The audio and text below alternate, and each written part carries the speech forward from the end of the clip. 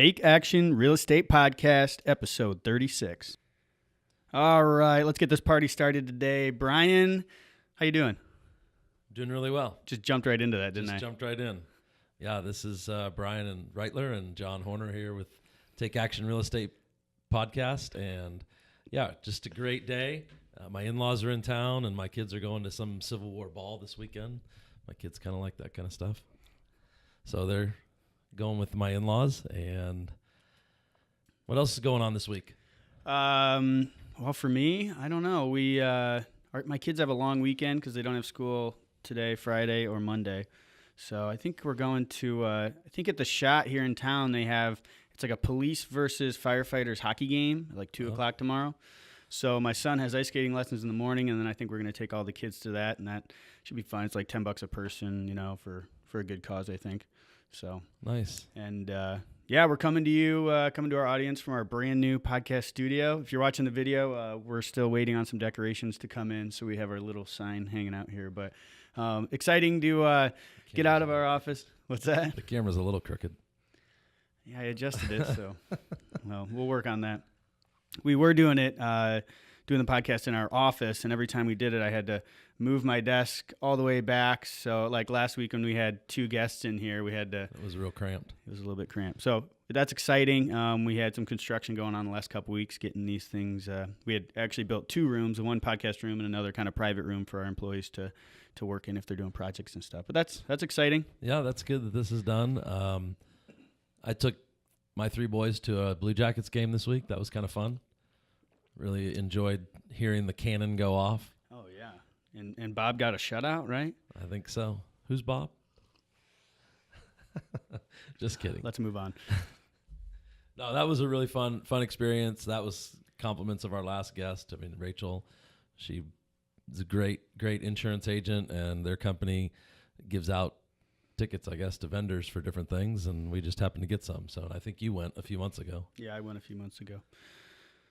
Good tickets. Yeah, it was great. It was a good experience. So this week we're nearing did we buy?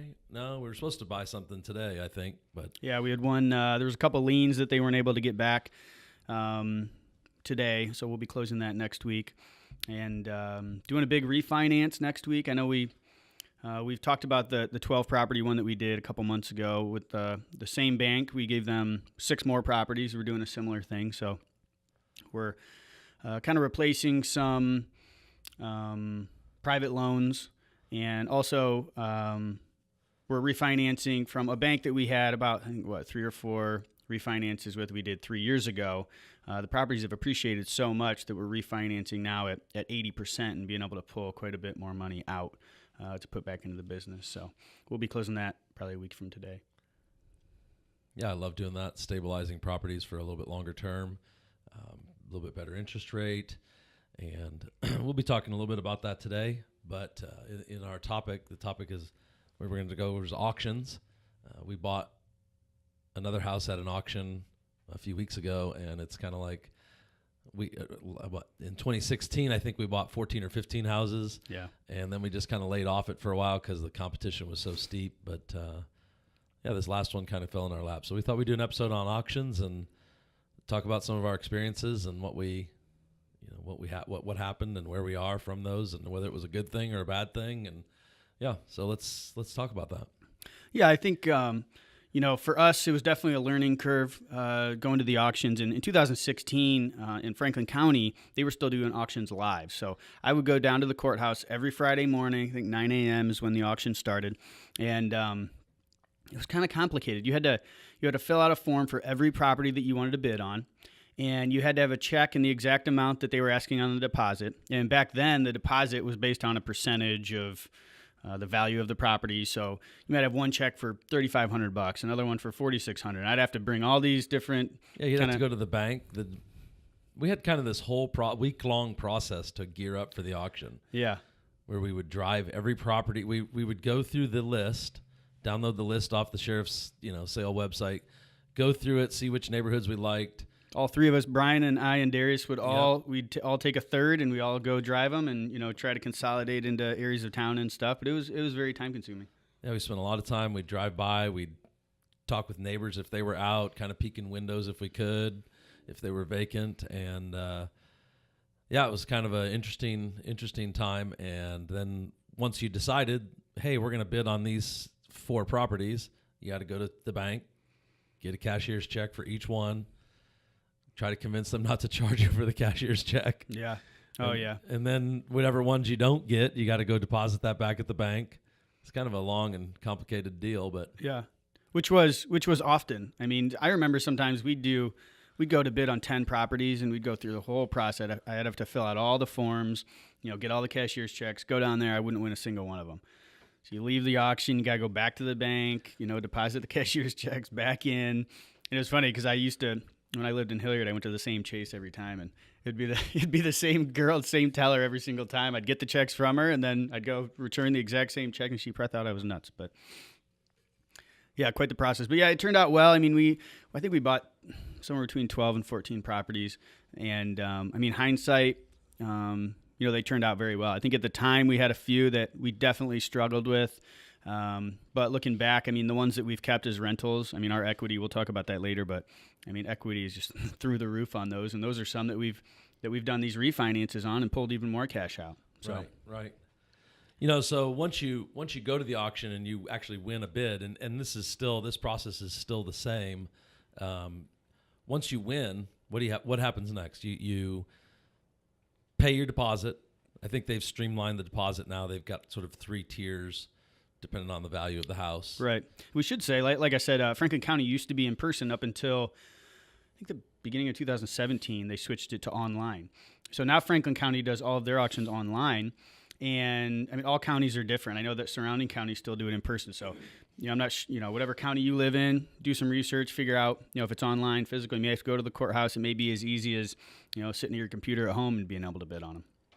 But yeah, once you win the bid, I mean, typically the deposit is due immediately. I know at the physical auctions in Franklin County, you had to, like we talked about, you have to have the check and hand it to them with your form, and that would secure the property. And if you didn't have the form filled out correctly, if you had anything wrong on the form, they would tell you to go sit down, rebid the property, and you were not allowed to bid on it. And I can't tell you, I mean, for the full year that I went to the auction, I saw this all the time. Probably every other week, somebody would win a property, they'd go up, and either they didn't have the cashier's check in the right amount, or they were trying to pay cash, or they had the form filled out wrong. And, the girls at the auction would just tell them to go sit down and sorry about your luck. I think you were telling me one story. There was some guy got it for there were 2 guys bidding. Yep. And it bid up real high. Yeah, it was a duplex. I think it was one of the up and coming neighborhoods. And back then it was probably like King Lincoln, Bronzeville or something. But yeah, the opening bid was I think it was like $7 or $8 grand. And these 2 guys went after, I think they bid it up to 60 or 70 grand, right? So the winner, being excited, went up, and he didn't have his form filled out right. So he had to go sit back down and was not allowed to bid on it. So the other guy got it for the opening bid at like $7,000 or $8,000. That's just I can't imagine how, number one, how frustrated the first guy was, but how excited the next guy was when he realized he's willing to bid up to 60 and got it for 8. So, yeah, happened quite a bit. Auctions are always kind of a crazy thing. I mean, my first auction, I was looking back, I think at my first one I ever bid on was in 2012, and actually didn't sell that property until after we moved here in 2013.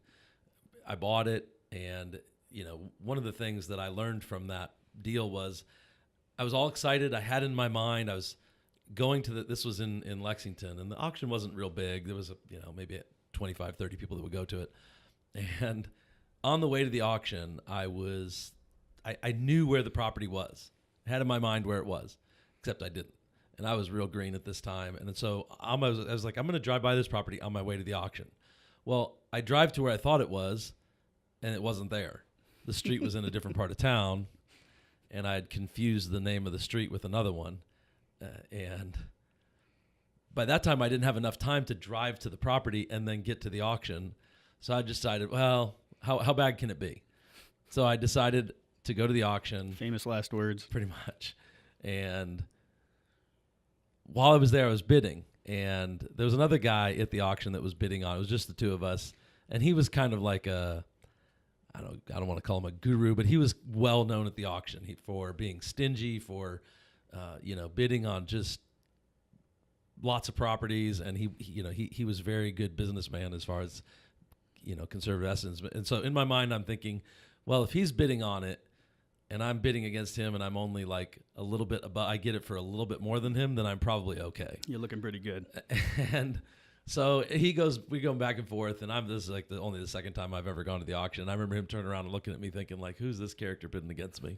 And the whole time, like, I don't know about you, but when I would talk the first couple of auctions, my stomach was just in knots, like nervous, because it's just doing something you never have done before. And now this time I'm compounding, like I've not even been to the house yet. So yeah, it is fun. I mean, I think it's a little bit sad that they moved Franklin County to online, because it is fun going down there and it's exciting. I mean, it'll get your adrenaline going. Yep. And I was fortunate enough to have kind of the self-discipline where I never went over my numbers. I mean, we had the spreadsheet, and once it was above that, I stopped bidding. But you saw some guys in there, and they would get emotional about it. And it was almost like, they wanted the property, but more than that, they wanted to be the winner, and that's right. In our business, it doesn't pay to be the winner. You got to get the property at the right price. So, and I mean, that brings us to the property we just won. I think Brian got a little emotional when he was bidding on it. We changed our max bid like 6 times throughout the process and just kept going up and up.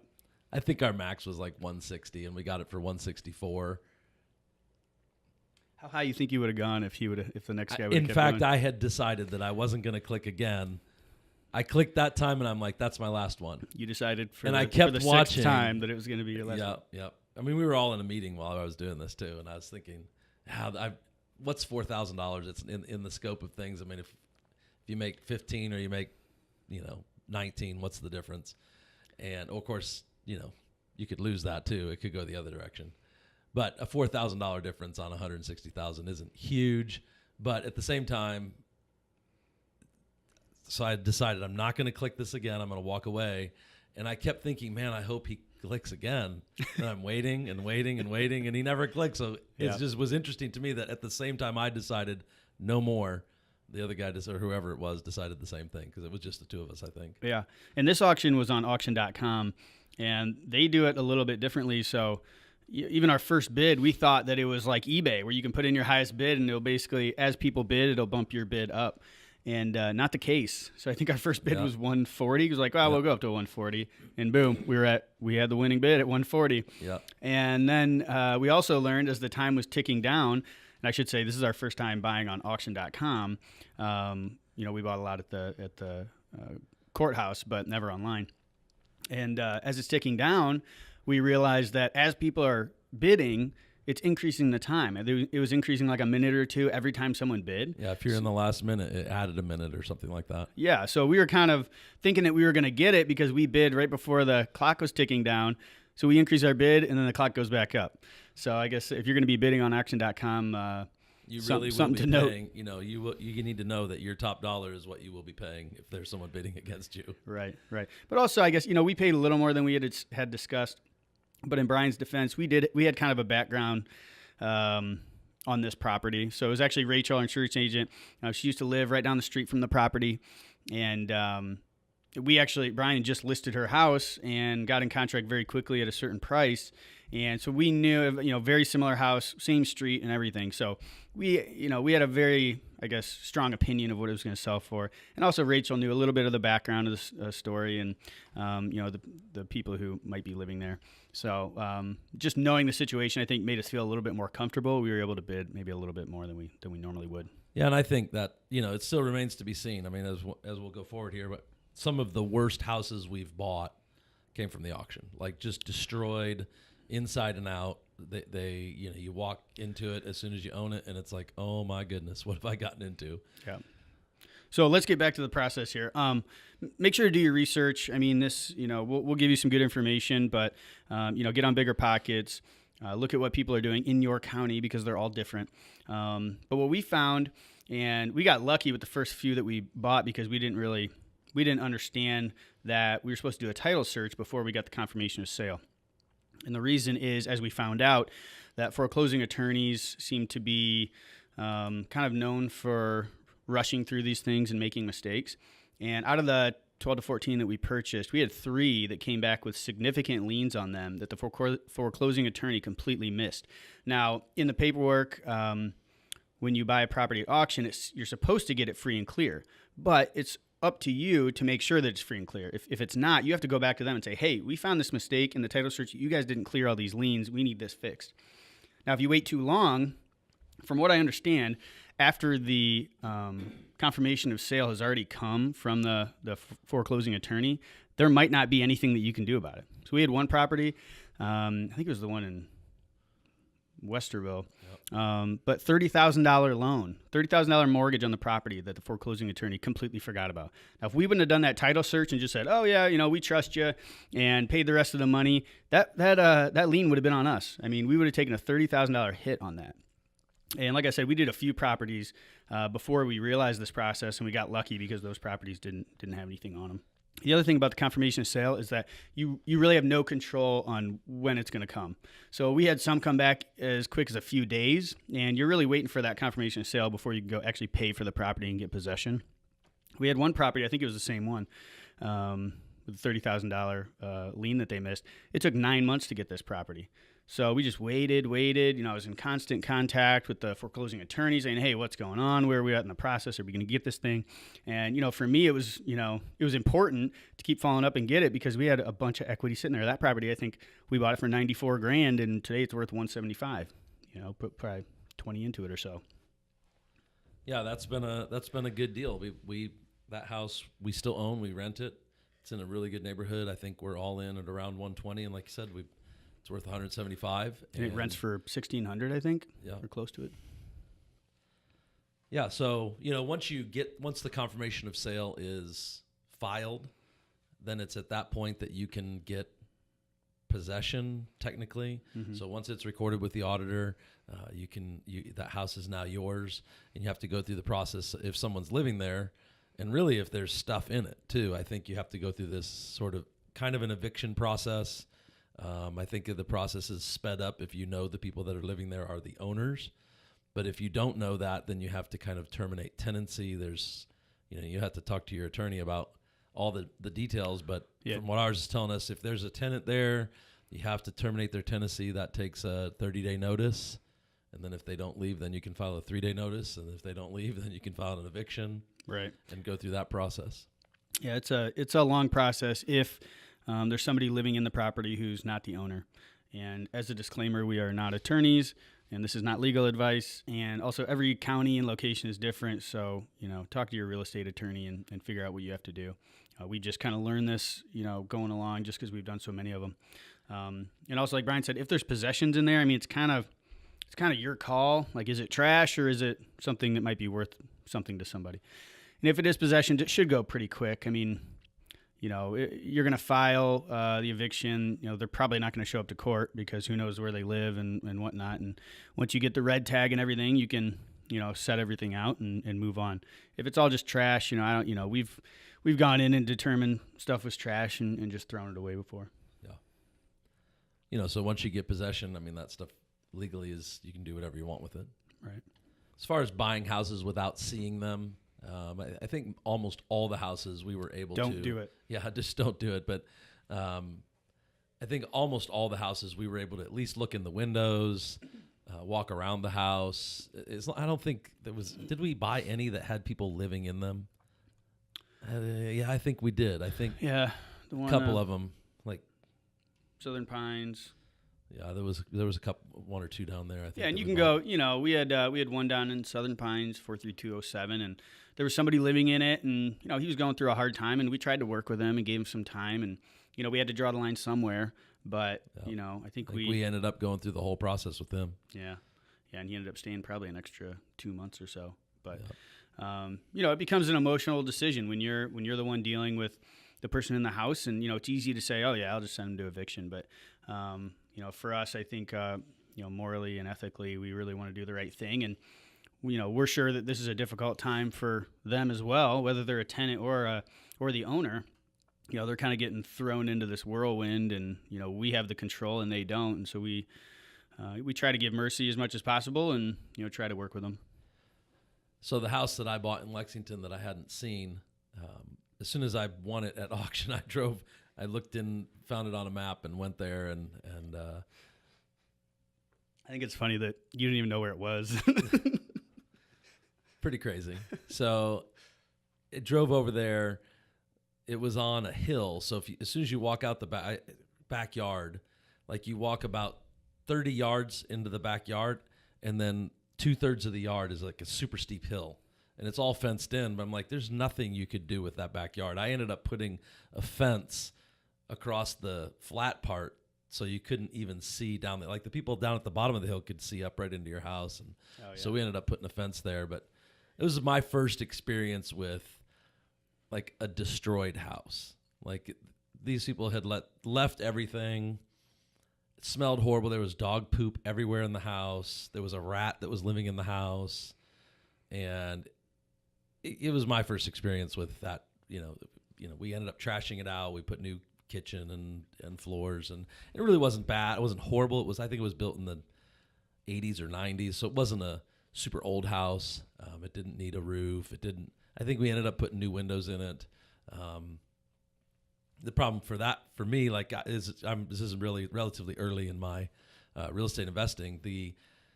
We did most of it, but like some of it we didn't like. The fireplace really needed a new mantle and sort of new design, and it was weird, but we didn't do that. And I ended up trying to sell it. It didn't sell. We lower the price. No one was buying it. And then I found a new real estate agent and hired her, and she came in. Her husband was a handyman. She's like, let's do this, this, and this, and then let's stage the house. And we did all that, and I put the price back up at the top and sold it within like 2 weeks. That's awesome. And so real estate agents can't if they're on it, and she's great. And I ended up having to keeping a good relationship with her. She stayed in our business for quite some time after that. Yeah, staging. We just staged one of our houses down in Vassar Village, and it sold right away. It is a cost. I think we spent $1,500 or so to stage it. But especially for small houses, it really helps because sometimes when houses are empty and they're small, people walk in, they have a hard time kind of envisioning where to put what. Right. And if you can kind of set that stage for them, put some furniture in there, there may not be a breakfast nook, but you can put a small table that looks like that. And I just think I think it's very valuable for those houses, kind of the smaller houses and in the top half of the price range.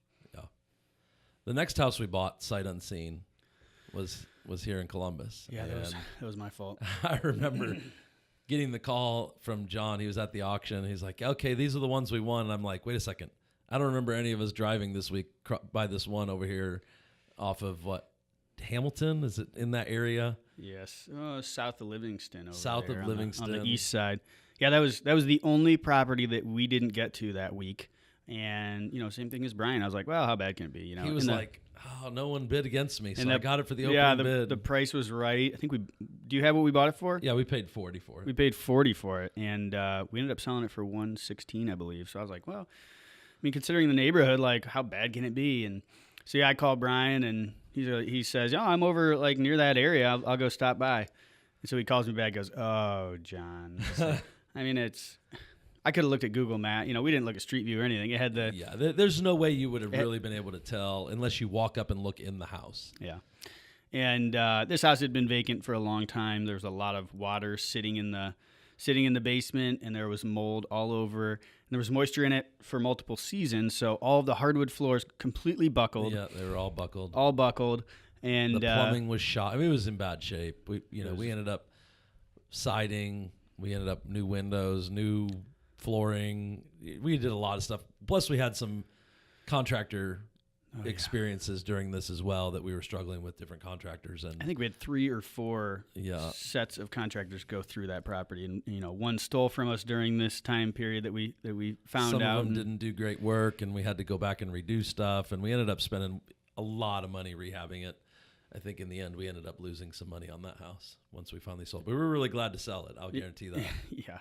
And we didn't make that mistake again. It only takes, you can tell somebody 100 times, like, don't bid on a property that you haven't seen, but it's only going to take one time, like for me, to get a hit like that, and never do it again. Yeah, I think the biggest issues we've had they're not related to auctions. The auction properties are just one way to get. Our issues have been just with finding contractors that we can trust and that do a decent job. So And I would say a lot of people have that experience. Yeah. Yeah, we have a lot of fun stories. We have one in Westgate that we did, and same thing. Where's that one at? I think we paid like 36 or like in the 30s. Yeah.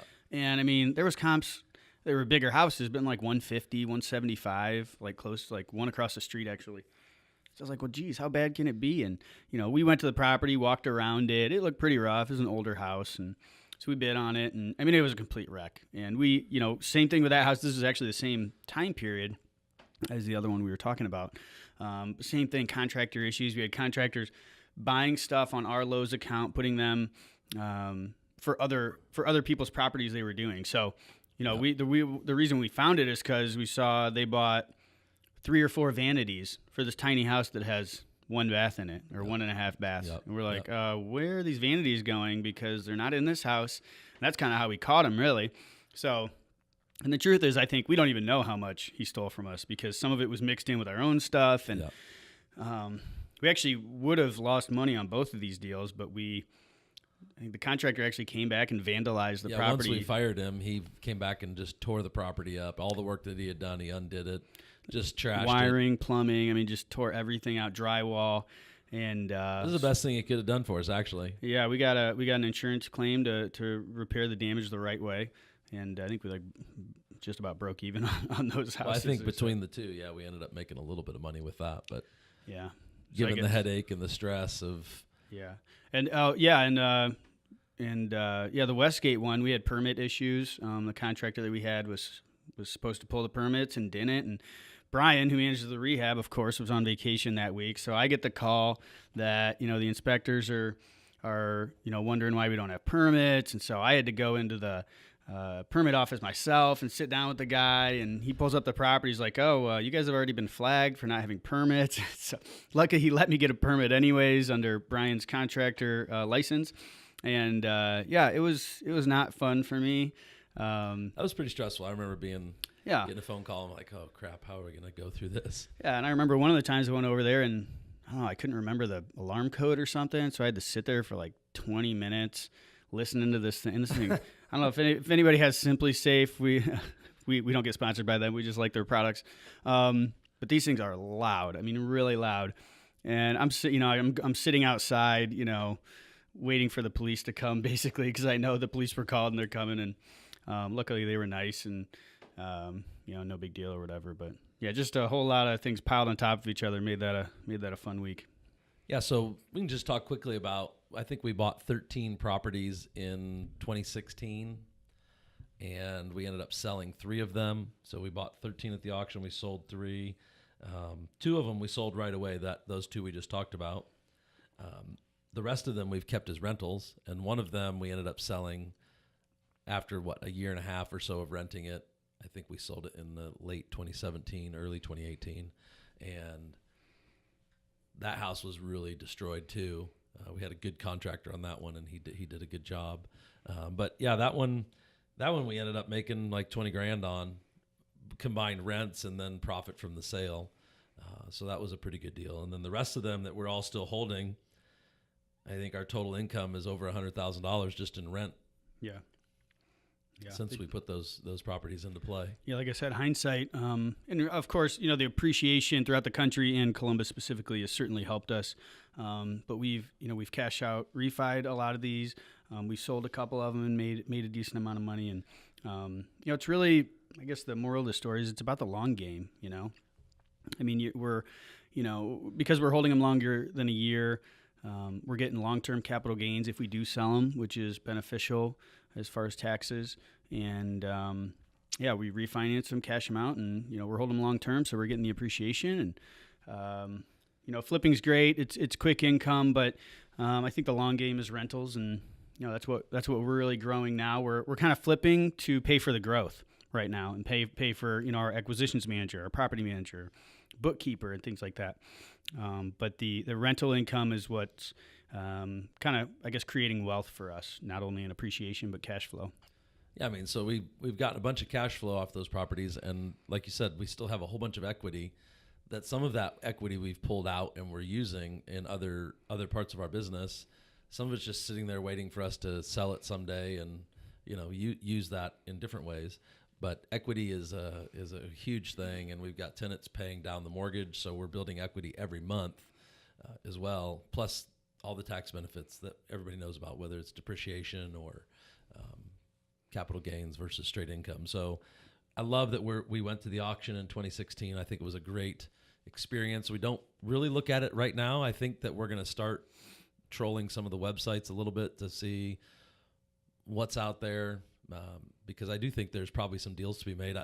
The fact that this house that we just bought the other day didn't go for a humongous number kind of surprised me, that it only went up to what we paid for it.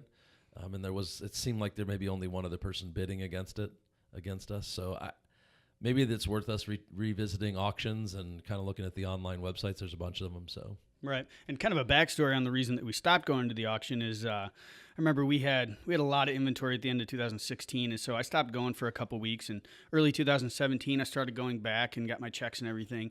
And I quickly realized, I think I just went 1 week in January of 2017. And these properties, I was looking at some in, I think, Powell and Dublin and Hilliard, nice areas, nice school districts. And these properties were going at retail, sight unseen. So I remember this one in Dublin. I thought it was worth probably $220 or something, and obviously it needed some work. I mean, even if it's in good shape, it still needs some work. And it got bid up to like $195,000. I was thinking, this is sight unseen. Like, these people, they might go in there, and if it's trash, they're going to be upside down. And there was a couple more similar to that where I felt, I would estimate the rehab based on square footage, and of course it's going to be a little bit higher, a little bit lower, but I was trying to be conservative. And people were paying retail for these houses sight unseen. And I thought, I'm not wasting my time with this anymore. Like, we'll wait until the market corrects, or, and I think it's corrected a little bit. Part of it's maybe seasonal right now in early 2019. But yeah, I think auctions have, I think they've opened up a little bit, a little more opportunity for us. I think in 2016 we were just getting into the rental business. And I think, if you pay close to retail for something as a rental and the numbers work, I think that's okay. I mean, if it's going to cash flow, and so maybe for the people that are buying in those areas at the time that you went, maybe they were thinking that, hey, this will still cash flow. And, but we kind of like to buy a little bit more cushion in case there's something that goes wrong. Yeah. We've talked about this before, but having multiple exit strategies, I mean, if it's something that, they would prefer to flip, but if they can't, or it needs more work, they could rent it. I mean, that's kind of best case scenario, to have multiple exit strategies in case, the market does turn and you're stuck with a high end flip. You're probably going to be hurting. But if you're in a neighborhood that has strong rental rates or strong rent to value formula, good numbers, then you should be okay. You ready to tie this up? Let's do it. We appreciate everybody listening to us. Hopefully you guys learned something. Happy bidding. We always say this, but we love networking with people. If you guys have questions, feel free to reach out to us. We're always doing deals. We're looking for deals. We're looking for partnerships, and we just enjoy talking with like-minded investors like ourselves. Enjoy the weekend. Thank you.